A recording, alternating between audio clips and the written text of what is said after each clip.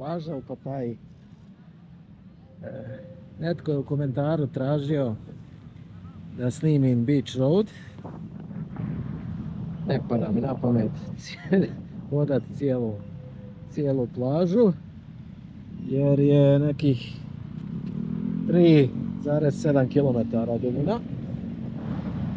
A mislim da je i htio da snimam po noći, kad su dame i brace uz rub. A to baš nije najugodnije iskustvo, jer naravno nikom želi biti snimljen ko se bavi s tim poslom.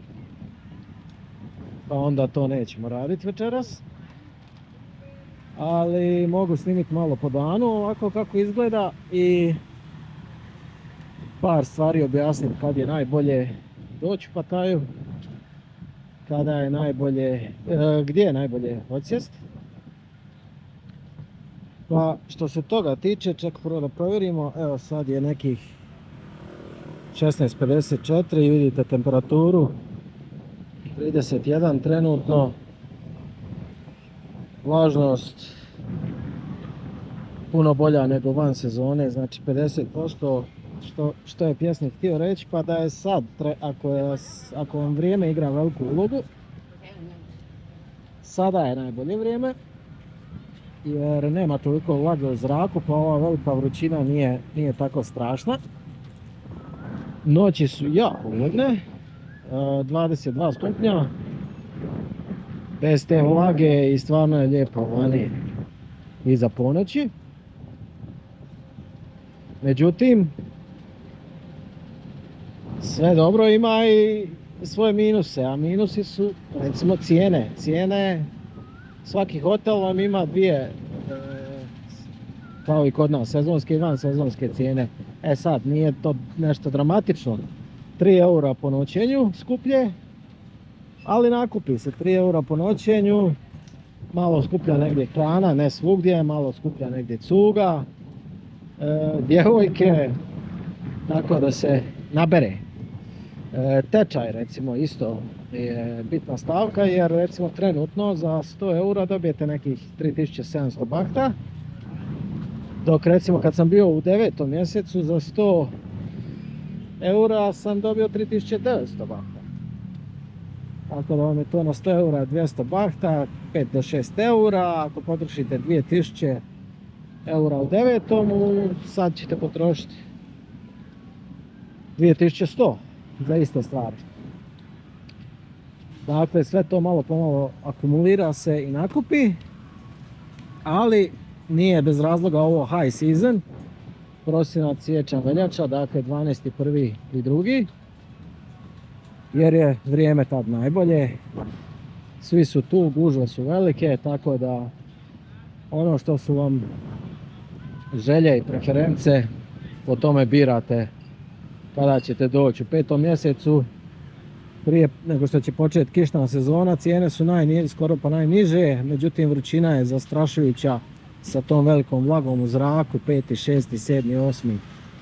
Međutim cijene su najniže, imate dilove, hoteli su poluprazni i onda daju dilove, možete u resortima s 4 zvjezdice biti za bagatelu.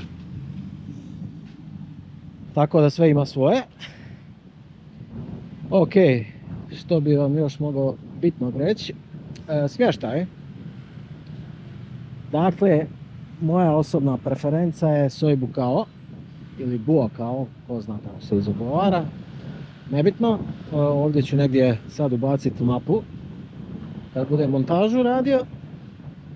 Uglavnom zašto? Zato što na Soi Bucao ste smješteni nekako u centralnom dijelu, povezani ste sa svim, cijene su najbolje cijele godine, bez obzira kad dolazite. Zašto? Zato što na Soi Bucao vam je najveća ekspat zona, dakle ekspatrijati, takozvani umirovljenici iz Amerike,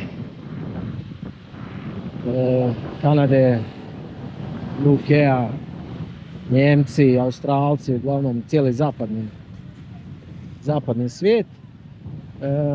Naravno ti ljudi koji imaju dobre mirovine onda dođu tu u retirement, mirovinu, I na Soj Bukao imate jako puno još uvijek starih vlasnika koji su pokrenuli biznise, restorane, kafiće ili barove kako ih ovdje zovu. I jednostavno rade catering, uslugu za nas sa zapada. Ajmo reći da ja nas tu isto svrstavam. Pa je hrana prilagođena nama. Nema toliko Indijaca i Kineza i Rusa. A sve imate. Dakle, imate pristupačne hotele, sve rangove. Hoćete budžetske, hoćete luksuzne. Možete birati gdje ćete odsjesti. Kao što sam rekao, cijene su najpovoljnije. I imate doslovno sve. Hoćete noćni život, hoćete tržnice, jeftino cugu. Tamo imate happy hour, dan danas 2013. se moglo naći za 50 bahta, danas se može naći happy hour za 49 bahta. Nakon toga, recimo iza 6, negdje iza 7, dignu cijene, wow, 80 bahta piva. Ko voli cugat, idealna lokacija. Tako da ako želite na dobru lokaciju za osjest, Soj Bukao. Ja sam uvijek tamo, godinama kad sam otkrio sam, ajmo reći odmah prve, druge godine. Za mene nema drugo. Naravno, ako ste imućni, ako vam novac ne igra toliku ulogu, onda imate, evo, koliko god hoćete. Evo ga, Holiday Inn, beachfront resorti, hoteli.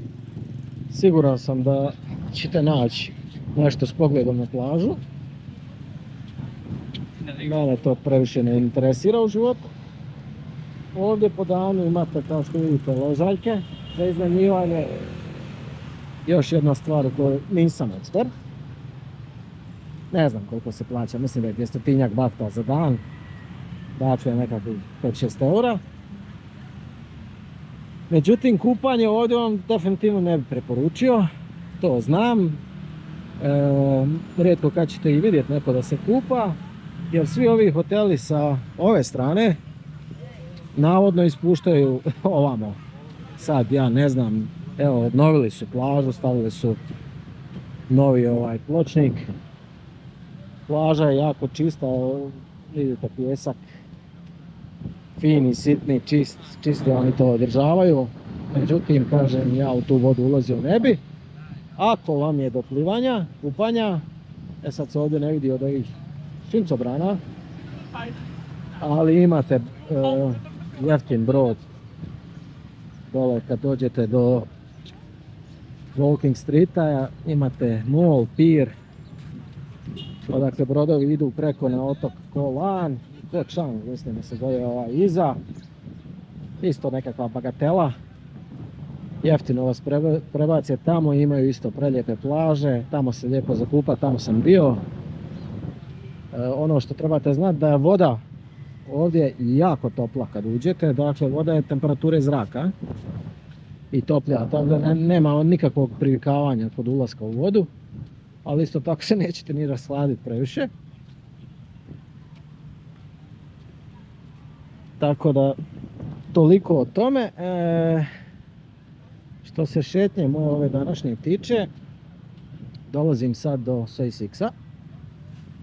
To vam je idealno vrijeme, negdje oko 5. Djevojke su sve došle, barovi tek otvoreni, iako ima njih dosta koji otvoraju već i u 2 popodne. Pa se ide malo osvježiti, malo zabaviti. I to ćemo isto sad snimiti, ali to će biti u posebnom videu jer ovo je, ajmo reći, šetnja plažom. Sad jedna mala najava na kraju.